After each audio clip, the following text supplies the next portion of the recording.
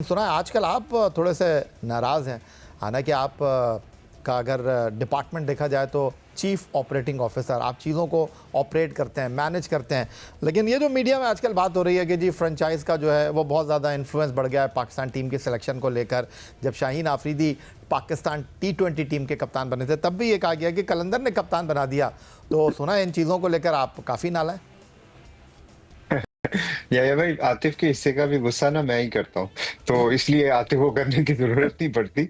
लेकिन ऑब्वियसली जब आप क्या कहना चाहिए, मैं मुहज़्ज़ब लफ्ज़ ढूंढ रहा हूँ इसके लिए, कोई नामुनासिब सा लफ्ज़ नहीं बोलना चाहता, लेकिन जब आप इस तरह की बातें सुनते हैं ना, जो कि बिल्कुल ही ऑब्नॉक्शियस और नॉनसेंस किस्म की होती हैं कि जी फ्रेंचाइज ने ये कर दिया, फ्रेंचाइज ने वो कर दिया, और साफ नजर आता है कि जो बोलने वाले हैं उनको पता ही नहीं है कि क्रिकेट फ्रेंचाइज है क्या और वो कर क्या रही है।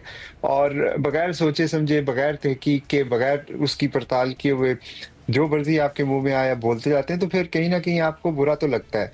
क्योंकि और जब तक तो बात हमारी जात की हो तो मुझे कोई फर्क नहीं पड़ता, वो लोगों को कह सकते हैं।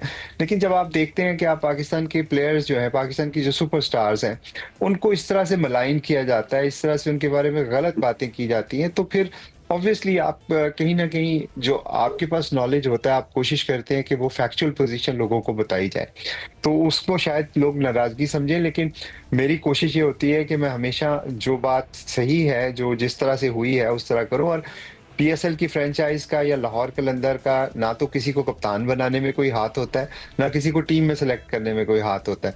अब आकिब जावेद जो है वो लाहौर कलंदर के साथ नहीं है। जिस तरह जैसे ही उन्होंने पाकिस्तान क्रिकेट टीम को ज्वाइन किया, हमने प्रेस रिलीज की थी बाकायदा कि वो पाकिस्तान सुपर लीग का और पाकिस्तान की सुपर लीग की फ्रेंचाइज लाहौर कलंदर का बिल्कुल भी हिस्सा नहीं है। अब वो पाकिस्तान क्रिकेट टीम के हेड कोच और चीफ सेलेक्टर हैं। लेकिन अभी भी आप देखें, बहुत सारी बातें हैं जो उनको लेके कलंदर के साथ इन्वॉल्व करने की बातें होती अच्छा, हैं। आप रुक जाए यहाँ अगर पर। आप किसी आपने आकिब जावेद की तरफ हमें थोड़ा सा मुतवज्जे किया है। मैं इससे पहले कि आतिफ से सवाल करूं, मैं ज़रा 30 सितंबर 2024 को आपको वो क्लिप सुनाना चाहता हूं जिसमें मैंने आतिफ राना साहब से सवाल किया था कि आपके साबिक कोच आकिब जावेद के बारे में क्या ख्यालात हैं। ज़रा आप भी सुन लीजिए, फिर आपसे सवाल करता हूं कि क्या कहेंगे आप। आज आपको और आकिब को साथ देखकर हमारी स्क्रीन पर जो है वो बहुत सारे लोगों को जवाब मिल गया होगा, क्योंकि बहुत सारे लोग तो ये कह रहे थे कि भाई आकिब जावेद छोड़ गया कलंदर को। आकिब भाई लंबी लंबी छोड़ते हैं, कलंदर को नहीं छोड़ते। नहीं, ऐसी बात नहीं है भाई। ऑब्वियसली आकिब भाई प्रोफेशनल इंसान है और बहुत से इनके ऊपर मुख्तलिफ बोर्ड्स का सवाए पाकिस्तान क्रिकेट बोर्ड के दबाव होता है कि वो आए और उनके लिए काम करें। और जिस तरह इन्होंने पाकिस्तान क्रिकेट में आउटसाइड द बोर्ड रह के कलंदर्स के प्लेटफॉर्म से जिस तरह काम किया वो अनप्रेसिडेंटेड है। तो आतिफ राना साहब, मेरा ख्याल है कि मैं इस बारे में कोई सवाल करूं या नहीं, क्योंकि आपको तो दो जिस्म एक जान कहा जाता था, तो ये आपकी जान कहाँ चली गई? अभी आपके सामने मैं इंटरव्यू दे रहा हूँ, अगर मेरी जान नहीं गई होती तो मैं इस वक्त आप मेरे कुल पढ़ रहे होते, बल्कि शायद ईद पे कहते कि यार इस दफा ईद नहीं मनाते। ये देखिए, वो जो है, हम ऑब्वियसली आकिब भाई इज पार्ट ऑफ फैमिली और हमारे दिल के बहुत करीब है। तो लेकिन जहां तक उनके रोल की बात है, ऑपरेशनल रोल की, तो डेफिनेटली जब उन्होंने मुझसे ये कहा कि यार क्या मैं पाकिस्तान क्रिकेट बोर्ड को ज्वाइन कर लूं, तो मैंने कहा कि भाई किस कैपेसिटी में करना चाह रहे हैं। तो उन्होंने कहा यार वो इसके अंदर जो है ना, हमारे जो उनका जो नेशनल क्रिकेट अकेडमी में ना, उसके अंदर डायरेक्टर अकेडमी। तो मैंने कहा कि भाई पाकिस्तान के लिए जान भी हाजिर है, जरूर जाएं, और जो काम मैंने यहाँ पे आपसे करवाया 8-9 साल, वो प्लीज पाकिस्तान क्रिकेट में इम्प्लीमेंट कर दें। क्योंकि अगर हम एक फ्रेंचाइज, मैं और जमीन या कि भाई हम कितना ही हमारे पास रिसोर्सेज होंगे और हम इतने जबरदस्त टैलेंट आगे लेके आ सकते हैं। 6.5 लाख से ज्यादा बच्चों को ट्रायल कर सकते हैं, 76 से ज्यादा प्लेयर इंटरनेशनल क्रिकेट में ला सकते हैं, हाई परफॉर्मेंस सेंटर बना सकते हैं, 5 मुल्कों से कॉन्ट्रैक्ट कर सकते हैं। सो अगर आकिब भाई यही काम पाकिस्तान क्रिकेट बोर्ड में जाके डेवलपमेंट कर दें, तो मैं समझता हूँ कि 2 से 3 साल में पाकिस्तान को कोई नहीं हरा सकता। लेकिन उसके बाद ऑब्वियसली उन्होंने अपना एक जो भी पाथ उन्होंने चुना। सो आकिब भाई हमेशा से हमारे साथ हैं और हमेशा हमारे साथ रहेंगे। लेकिन जिस तरह जमीन ने कहा कि एक चीज में हमारी बुनियाद थी कि हम कभी भी कोई गलत काम नहीं करेंगे। तो आकिब भाई ने जाते साथ ही उसको साबित करने के लिए फखर जमान को टीम से ड्रॉप कर दिया, उसके बाद हारिस का कॉन्ट्रैक्ट नीचे कर दिया।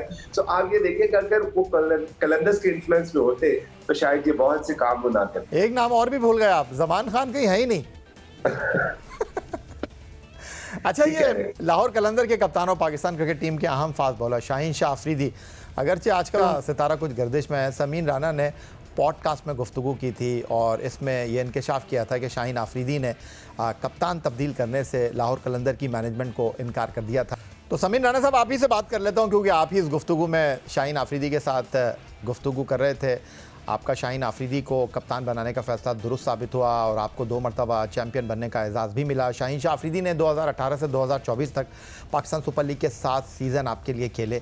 वो इन 7 सीज़न के 71 मुकाबलों में 103 विकेटें लेने में कामयाब रहे, लेकिन बैनुल-अक़वामी सतह पर पहले उन्हें टेस्ट टीम से ड्रॉप किया गया, फिर वनडे टीम से, और T20 टीम में भी अब उनकी कारकर्दगी काफ़ी मायूसी की तरफ जो है वो दिखाई दे रही है। ये शाहीन अफरीदी लग नहीं रहे जो माजी में हुआ करते थे। तो क्या 10वें सीज़न में शाहीन अफरीदी की कारकर्दगी आपके लिए कुछ परेशान को नहीं है?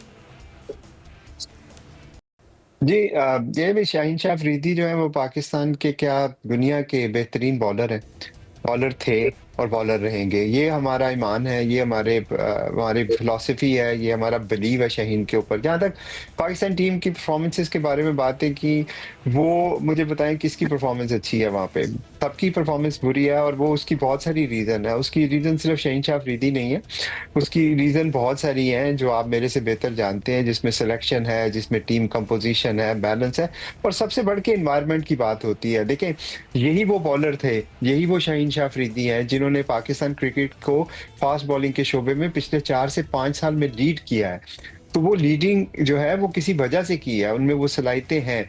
अच्छा बुरा टाइम हर प्लेयर के ऊपर आता है और जब आप बुरे टाइम से निकल के बेहतरी करते हैं तो ही आप अजीम प्लेयर बनते हैं। और शाहीन शाह अफरीदी के भी जो थोड़े बहुत चैलेंजेस अभी आ रहे हैं, ये मैं समझता हूँ इनको और स्ट्रांग बनाएंगे। और ये जो मुश्किल वक्त अगर वो देख के इससे बाहर निकलेंगे तो आप देखिएगा कि ही विल बी अब अगेन इस जो पहले थे उससे भी बहुत ज्यादा बेहतर होंगे। तो हमारी तो ये ना सिर्फ ख्वाहिश है बल्कि हमारा यकीन भी है कि शाहीन शाह अफरीदी इस दफा आपको PSL के अंदर आप देखिएगा पहले से ज्यादा बेहतर तरीके से लीड करते हुए नजर आएंगे।